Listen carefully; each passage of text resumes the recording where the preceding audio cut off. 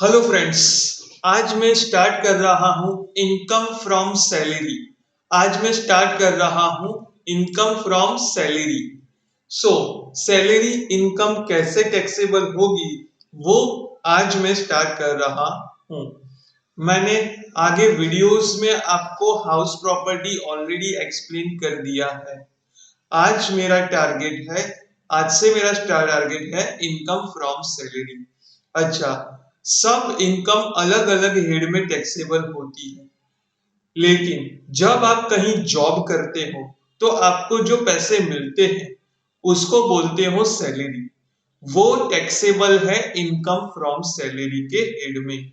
वो टैक्सेबल है income from salary के हेड में। सो आज जॉब में से जो इनकम अलग अलग तरीके से मिलेगी वो कैसे टैक्सेबल होगा वो मेरा फंडा है। तो सबसे पहला पॉइंट, इनकम फ्रॉम सैलरी कब आएगा? First condition is there must be employer employee relationship.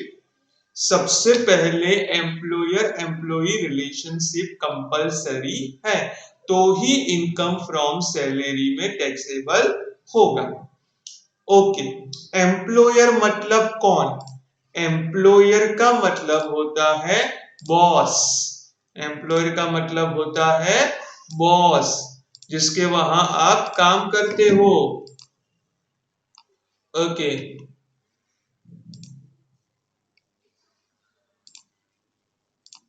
Okay, boss मतलब जिसके वहां आप जॉब करते हो वो। अच्छा, एम्प्लॉय का मतलब सर्वेंट, जो वहां पे जॉब करता है वो। यस, तो इसको मैं बोलूंगा बॉस और एम्प्लॉय को हम बोलेंगे सर्वेंट, मतलब जिसके वहां काम करता है वो। मतलब employer is a main person, उसके अंडर वर्क करते हैं वो होते हैं एम्प्लॉई। तो आगे मैं जहां पे भी बात करूं एम्प्लॉयर मतलब बॉस, और जहां पे भी बात हो एम्प्लॉई उसका मतलब उसके अंडर जो काम करता है वो। Okay, yes. अब इसमें है क्या, ये चैप्टर पढ़ने की जरूरत क्यों है? मेरे को अगर सैलरी 10 लाख दे दी तो मेरी तो सैलरी 10 लाख हो गई, तो मुझे ये सारा पढ़ने की जरूरत क्यों है? सिंपल वे से जितनी इनकम मिली वो टैक्सेबल। पर लोगों ने बहुत सारे रास्ते ढूंढे कि भाई अलग अलग नाम से पैसे देने चालू कर दिए। इसीलिए डिपार्टमेंट बोलने लगे इस टाइप से अगर इनकम दो तो भी सैलरी में टैक्सेबल, इस टाइप से दो तो भी सैलरी में टैक्सेबल। वो कौन कौन से है वो हमें यहाँ पे जानना है, वरना ये चैप्टर सिंपल था, पर ये नए नए तरीके आने की वजह से ये ऐड होता गया है। तो सैलरी सैलरी का दिया गया है मेनली सेक्शन 15 में। Section 15 of the income tax act. Income tax act में सेक्शन 15 जो है उसमें बोला गया है टैक्सेबल सैलरी। अच्छा, टैक्सेबल सैलरी किसको बोलोगे? Taxable salary is,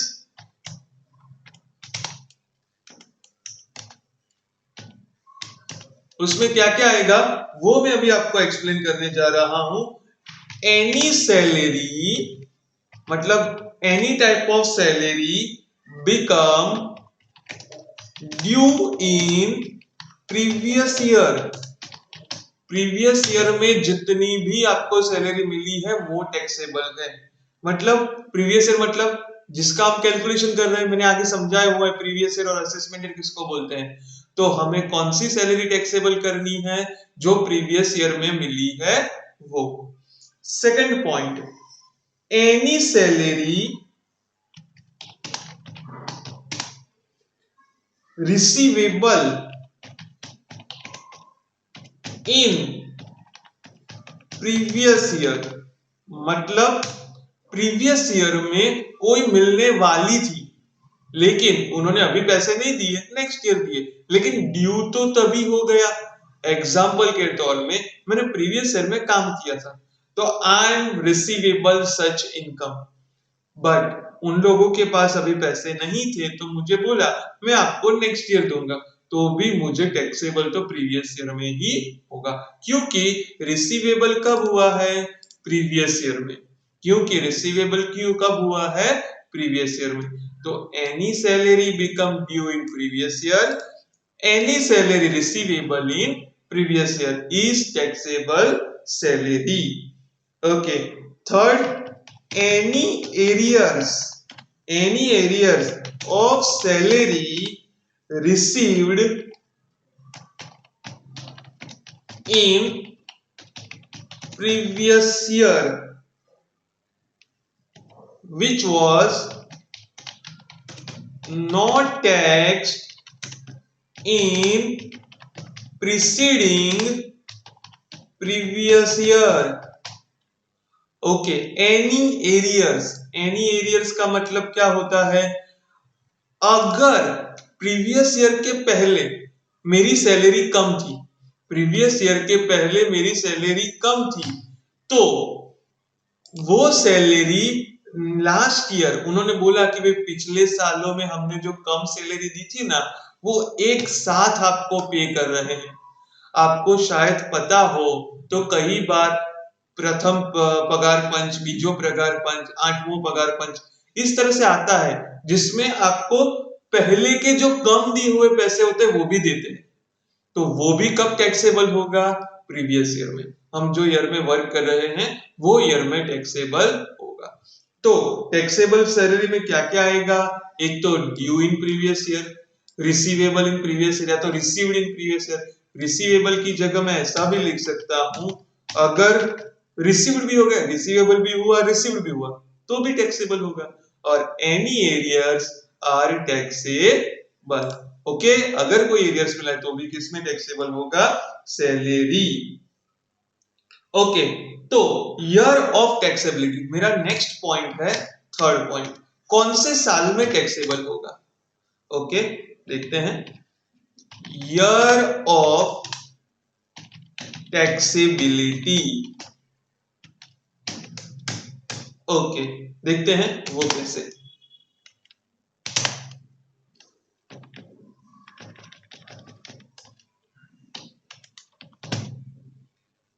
Okay, the salary is taxable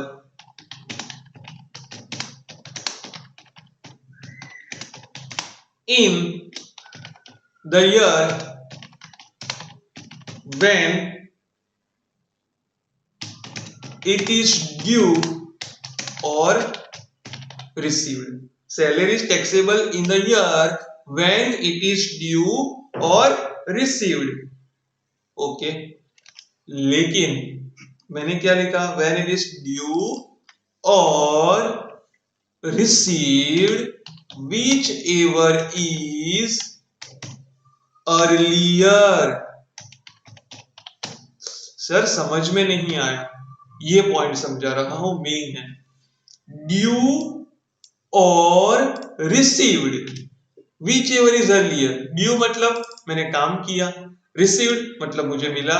अगर प्रीवियस ईयर में मैंने काम किया था और नेक्स्ट ईयर में मेरे को पैसे मिले, तो भी मुझे टैक्सेबल कब? प्रीवियस ईयर में। तो भी मुझे टैक्सेबल कब होगा? प्रीवियस ईयर में टैक्सेबल होगा। अगर प्रीवियस ईयर में मैंने काम नहीं किया तो उन्होंने एडवांस पे पैसे दे दिए, लो एडवांस पे पैसे रखो, नेक्स्ट ईयर काम करोगे ना, उस टाइम में पैसे नहीं दूंगा। ओके, यस, तो भी मुझे प्रीवियस ईयर में टैक्स भरना पड़ेगा, क्योंकि क्या बोला है? रिसीव्ड मुझे जल्दी हो गया तो मुझे जल्दी पे करना है। Due or received whichever is earlier, due or received whichever is earlier is taxable। Due or received whichever is earlier is a taxable। Okay, क्या इसमें मुझे कोई डिडक्शन मिलेगा या मुझे जितनी भी सैलरी मिली है सब टैक्सेबल हो जाएगी, मुझे जितने पैसे मिले सब टैक्सेबल हो जाएंगे? नहीं नहीं, उन्होंने बोला है डिडक्शन हम देंगे। सैलरी में कौन से डिडक्शन आते हैं? आपको याद करवाऊं कि हाउस प्रॉपर्टी में डिडक्शन देते थे। कौन से सेक्शन में देते थे? याद करो, section 24A 24B, standard deduction which is 30% of NAV and interest on borrowed loan which is pre-acquisition and post-acquisition। But in case of deduction of salary, salary में कौन कौन से डिडक्शन होंगे? सैलरी में डिडक्शन होंगे। एक तो है स्टैंडर्ड डिडक्शन, स्टैंडर्ड डिडक्शन। अच्छा, standard deduction for your assessment year, which is assessment year 2021 is rupees 50,000, is rupees 50,000। Directly बोल दिया है कि भाई 50,000 आपको डिडक्शन मिलेगा। सेकंड, अगर प्रोफेशनल टैक्स काटा है तो, अगर कंपनी ने प्रोफेशनल टैक्स काट के आपको पैसे दिए हैं तो आपको वो प्रोफेशनल टैक्स भी डिडक्ट होगा।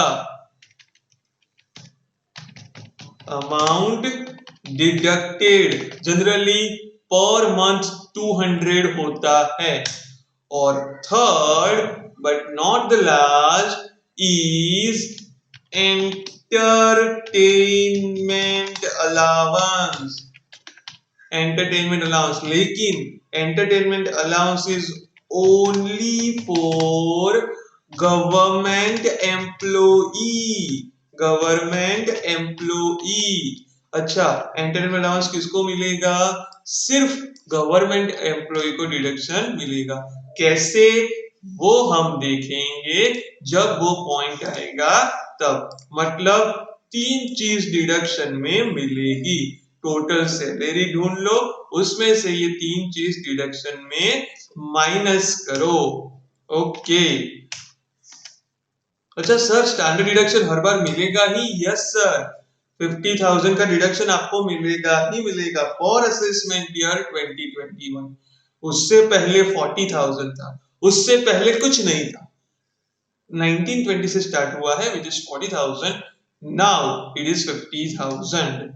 ओके, सो फोर्थ पॉइंट मैंने आपको समझाया डिडक्शन। अच्छा, नाउ सैलरी कैसे टैक्सेबल होती है? कई बार क्या होता है, एक तो सैलरी, बेसिक सैलरी बोलते हैं, आपकी बेसिक सैलरी है, बाकी के पैसे अलावेंस के तौर पे देते हैं। अलावेंस के तौर पे मतलब मेरे को बोला, for example I am doing a job under x person, x person के वहां मैं जॉब कर रहा हूं। Okay, assume my name is Sandeep Hirani, I am doing a job under my brother Mayur Hirani company। Okay, उसकी company में मैं job कर रहा हूं। उन्होंने क्या बोला, मैं तेरे को सिर्फ महीने के 10,000 रुपए सैलरी दूंगा, लेकिन तू जहां पे रह रहा है ना, उसका रेंट जो तू भर रहा है, वो रेंट के लिए मैं ये अलग से पैसे दूंगा, तेरे खाने के लिए मैं अलग से पैसे दूंगा, तेरे कपड़ों के लिए मैं अलग से पैसे दूंगा, तेरे कन्वेंस के लिए मैं अलग से पैसे दूंगा, मैं सब अलग अलग तरीके से पैसे अलग दूंगा। बेसिक सैलरी तो 10,000। तो मैं क्या करता था अभी तक मालूम है, मैं 10,000 पे टैक्स भरता था, ऊपर के जो पैसे मिलते थे ना उसके ऊपर टैक्स नहीं भरता था। तो गवर्नमेंट ने क्या बोला, ये जो अलावेंसेस है ना, उसमें से कुछ अलावेंसेस पे टैक्स नहीं भरना, कुछ अलावेंसेस पे फुल्ली टैक्स भरना, और कुछ अलावेंसेस पे up to some level tax भरना है, उससे ज्यादा टैक्स नहीं भरना। तो ये अलावेंसेस क्या है, कितना टैक्स भरना पड़ेगा, वो मैं अभी आपको समझाने जा रहा हूं, वो मैं अभी आपको समझाने जा रहा हूं। तो मेरा नेक्स्ट पॉइंट है allowances which is taxable, not taxable and partially taxable. which is taxable, not taxable and partially taxable।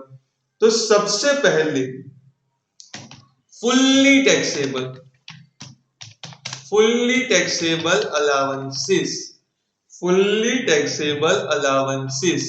अब वो कौन से हैं वो देखते हैं।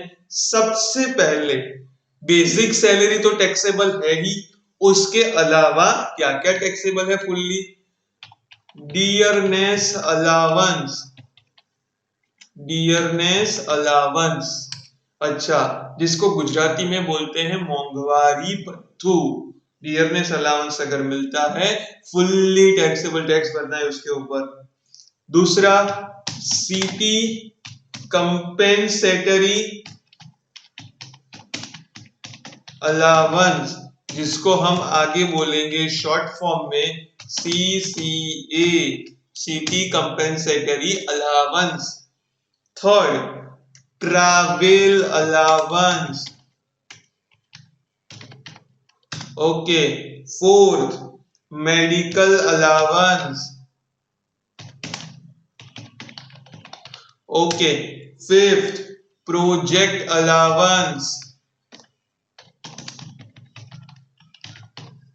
फिफ्थ, लंच और tiffin allowance. Then overtime allowance. Next, servant allowance. मेरा भाई मेरे को अगर सर्वेंट प्रोवाइड कर रहा है, उसकी सैलरी वो पे कर रहा है, तो वो भी मुझे तो टैक्स भरना ही पड़ेगा। क्यों? उन्होंने मेरे बिहाफ पे पे किया। अगर उन्होंने मेरे को पैसे दिए होते थे सैलरी, तो मुझे ही सर्वेंट को देने थे। ओके, तो मुझे इनडायरेक्टली तो पैसे मिले। मुझे देने की बजाय उन्होंने क्या किया?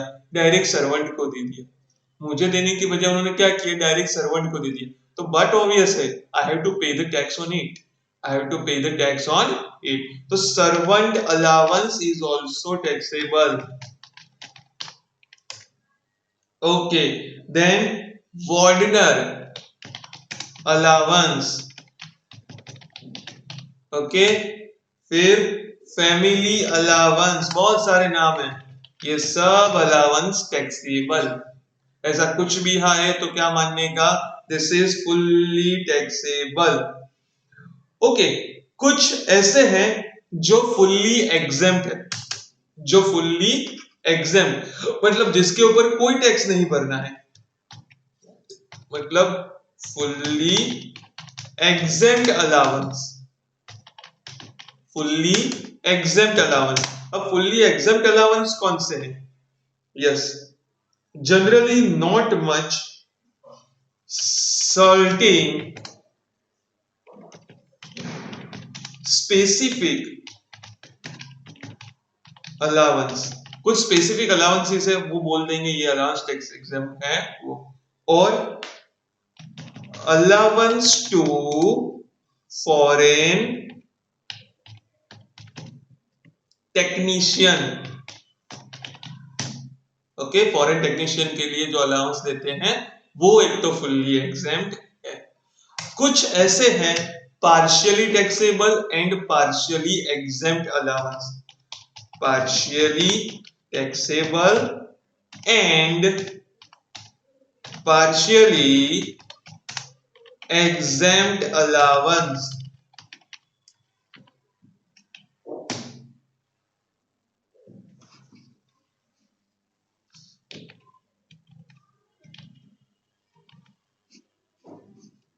Partially taxable and partially exempt allowance. Okay. अब उनमें कौन से आएंगे वो मैं आपको एक्सप्लेन करूंगा। अच्छा, उसमें कौन कौन से आएंगे वो मैं अभी एक्सप्लेन करने जा रहा। ओके, उसमें सबसे पहले दो टाइप के हैं, which is one monetary limit basis, मतलब इतनी अमाउंट तक टैक्सेबल, इतनी अमाउंट तक एग्जाम्प्ट, फिर taxable. Monetary limit basis taxable and exempt allowance. Okay, monetary limit basis कौन कौन से हैं मैं आपको एक्सप्लेन करूंगा तो आपको ज्यादा क्लियर होगा। ओके, मॉनेटरी लिमिट बेसिस जो अलाउंसेस टैक्सेबल एंड एग्जेम्प्ट है, उसमें पहला है चिल्ड्रन एजुकेशन अलाउंस। मतलब चिल्ड्रन एजुकेशन अलाउंस दिया हो ना, जितना भी दिया हो वो टैक्सेबल, लेकिन कितना एग्जेम्प्ट, कितना एग्जेम्प्ट वो मैं आपको लिखवा रहा हूं। exempt up to rupees 100 per month per child। एक चाइल्ड का 100 रुपए तक एग्जेम्प्ट, एक चाइल्ड का 100 रुपए तक एग्जेम्प्ट, मतलब वहां तक कोई टैक्स नहीं भरना है। But maximum 2 children, maximum 2 children मतलब 100 रुपए पर मंथ, तो साल का कितना हुआ 1200। एक चाइल्ड है तो 1200 तक एग्जाम, 2 चाइल्ड है 2400 तक एग्जाम, 3 चाइल्ड है तो भी 2400 तक ही। क्यों? मैक्सिमम कितना आपको डिडक्शन अलाउंसेस एग्जम्प्ट मिलेगा, it is up to 2 children. अगर उससे ज्यादा चिल्ड्रन हुए तो कोई बात नहीं, तो टैक्सेबल। 2 चिल्ड्रन तक आपको उसके ऊपर टैक्स नहीं भरना है। अगर 2 से ज्यादा है और आपको चिल्ड्रन एजुकेशन अलाउंस मिल रहा है तो आपको उसके ऊपर टैक्स भरना है। ओके, वैसे ही children hostel allowance, children hostel allowance, hostel allowance कितना टैक्सेबल वो देखते हैं, सॉरी कितना एग्जेम्प्ट। अच्छा, ये कितना एग्जेम्प्ट था? 100 रुपीज पर मंथ पर चाइल्ड, 100 रुपीज पर मंथ पर चाइल्ड और मैक्सिमम 2 चिल्ड्रन। लेकिन इसमें कितना? 300 रुपीज पर मंथ पर child, again maximum 2 children, maximum 2 children. अच्छा, नेक्स्ट थर्ड। ऐसे तो बहुत सारे हैं लेकिन जो मेन है वो मैं आपको एक्सप्लेन कर रहा हूं, जो आपको आपके सम्स के लिए, थियरी के लिए बहुत जरूरी है। ओके, तीसरा tribal area allowance, tribal area allowance.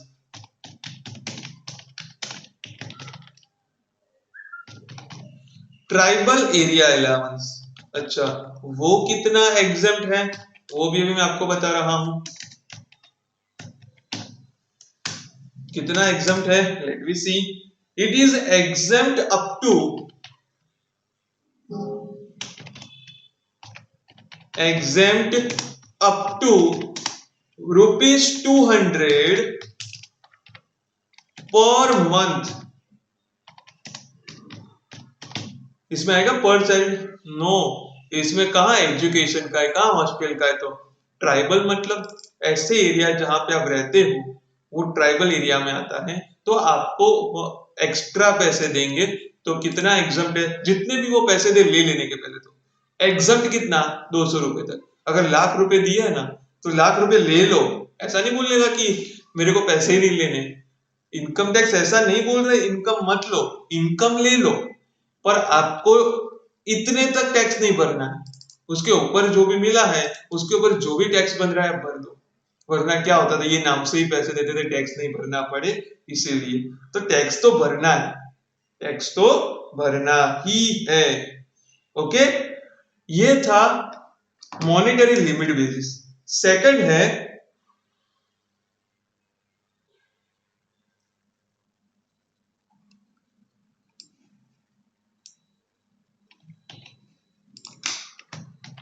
Condition basis. अभी क्या था, एक अमाउंट बता दी थी कि भाई यहां तक एग्जाम। अब सेकंड में क्या होगा? It is condition basis. Okay, condition basis कौन कौन से? फर्स्ट, अगर मैं ये एक्सप्लेन करूं तो कुछ इस तरह से करूंगा। Salary to driver,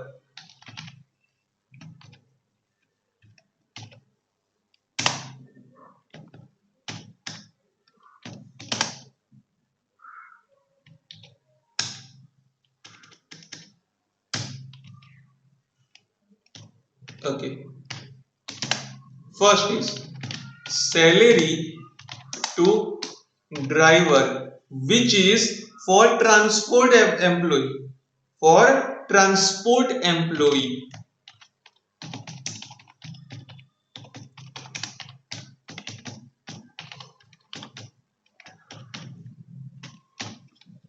for transport employee salary to driver. अच्छा, अब 2 पॉइंट लिख रहा हूं, उसमें से जो कम होगा उतना एग्जेम्प्ट, उसमें से जो कम होगा उतना एग्जेम्प्ट। क्या? 70% ऑफ अलाउंस, आपको जितना भी अलाउंस मिला है उसका 70% तक एग्जेम्प्ट, और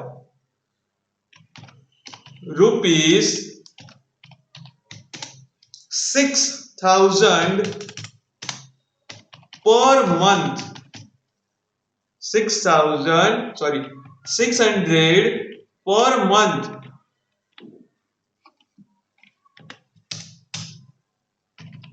whichever is higher, whichever is, sorry my mistake, whichever is less, जितना भी आपको मिला है वो ले लो, उसमें से कितना एग्जेम्प्ट, 70% ऑफ अलाउंस और 600 per month, whichever is less is exempt to you, is exempt to you।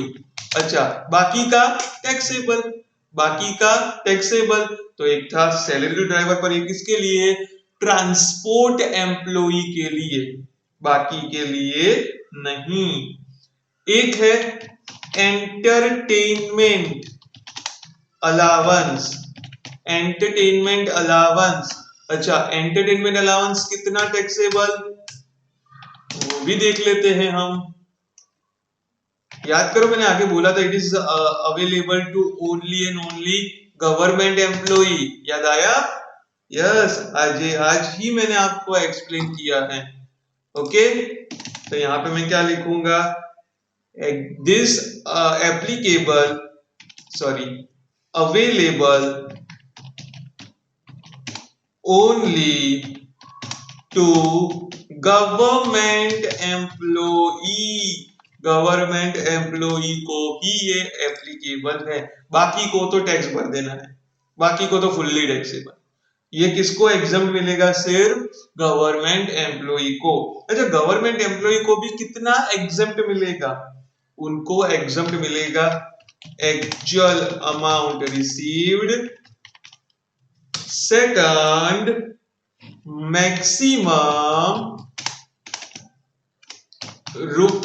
₹5,000, third 1/5 of basic salary, basic salary का 1/5। ओके, ये कैलकुलेशन करो ये तीनों का, whichever is high, whichever is less, whichever is less is exempt, whichever is less is exempt, मतलब taxable कितना करना है, बाकी का जो बचा वो। तो ये सेकंड था एंटरटेनमेंट अलाउंस, ये किसको एग्जम्प्ट लेना है? सिर्फ गवर्नमेंट एम्प्लॉई को। मैक्सिमम वो भी कितना? 5,000। Sir 5,000 per month? No, it is per annum, per year. Okay, per month नहीं है ये। आगे बढ़ रहा हूं मैं।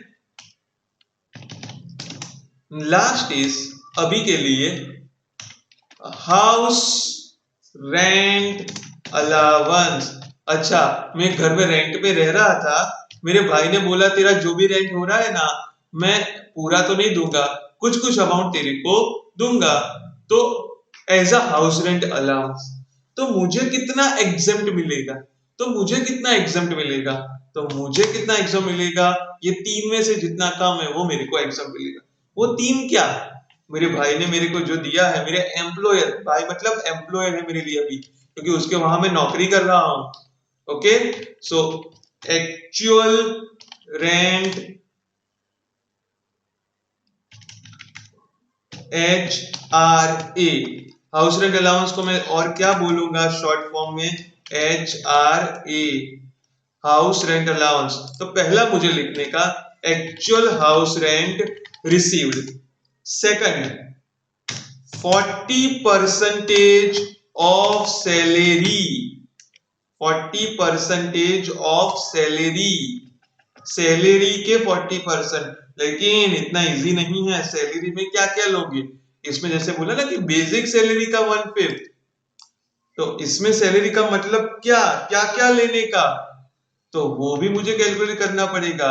सैलरी पहले कैलकुलेट करनी पड़ेगी, उसका 40%। सैलरी का मतलब क्या वो मैं आपको बाद में समझा रहा हूं। लेकिन ये 40% will be considered as 50% of salary in case of metro city. Metro city, metro city कौन कौन सी है, 4। वो 4 मेट्रो सिटी के लिए आपको यहाँ पे क्या लिखने का, 50% ऑफ सैलरी। बाकी कोई सिटी में जॉब कर रहे हैं तो 40%। C, rent paid minus 10% of salary, 10% of salary. अच्छा, सैलरी का मतलब अगेन मैं आपको बताऊंगा सैलरी का मतलब क्या होगा। अब ये तीनों में से जो कम है, विच एवर इज लेस, ये तीनों में से जो कम है वो आपको यहाँ पे बताना है, which ever is less. Okay, तो ये 3 हुए, वो आपको अभी करने हैं। ये मैंने अभी जो समझाए, जो जो टैक्सेबल अलाउंस है, जो एग्जेम्प्ट है और जो पार्शियली टैक्सेबल है अलाउंसेस, कितने टैक्सेबल है वो मैंने आपको ये वीडियो में आपको समझाया है। Okay, yes. और मैंने अभी भी बोला सैलरी का मतलब क्या है वो मैं आपको बताऊंगा, तो मैं बता दूं ना पहले सैलरी का मतलब क्या। सैलरी में क्या क्या लेने का, जब भी हाउस रेंट अलाउंस गिन रहे हो तब सैलरी में क्या लोगे, basic salary plus dearness allowance plus commission. Commission, अच्छा, basic salary plus dearness allowance plus commission करो, जो आ रहा है वो सैलरी, वो सैलरी के 40%, वो सैलरी का 50%, वो सैलरी के 10%। लेकिन डियरनेस अलाउंस कब लेना है, इफ रिटायरमेंट बेनिफिट, अगर रिटायरमेंट बेनिफिट के लिए है डियरनेस अलाउंस तो ही ऐड करने का, अदरवाइज यहां पे ऐड नहीं करने का। Commission if percentage of turnover, मतलब टर्नओवर के बेसिस पे अगर कमीशन देते हैं तो ऐड करने का, वरना बेसिक सैलरी ही आपकी सैलरी बनेगी। तो आपको सब में बोला होगा कि ये डीएनएस अलाउंस टर्म प्रोवाइड है, या तो रिटायरमेंट बेनिफिट के लिए है या तो पीएफ पर्पस के लिए है, ऐसा कुछ लिखा हो तो पता चलेगा रिटायरमेंट बेनिफिट के लिए तो ऐड करो। कमीशन में लिखा होगा for the purpose of turnover है तो ऐड करो, अदरवाइज ऐड करने की जरूरत नहीं है। जो भी सैलरी आई उसके 40% कर दो, 50% कर दो और उसका ही 10% करो। रेंट पेड मैंने जो रेंट दिया है वो यहाँ पे लिखूंगा। Okay, this is all about this allowances. Next video में आपको मैं शेयर करूंगा पेंशन एंड ग्रेजुइटी, पेंशन एंड ग्रेजुइटी, फिर थोड़े सम्स हम कैलकुलेट करेंगे। ओके, आई होप आप लोगों को समझ में आया होगा।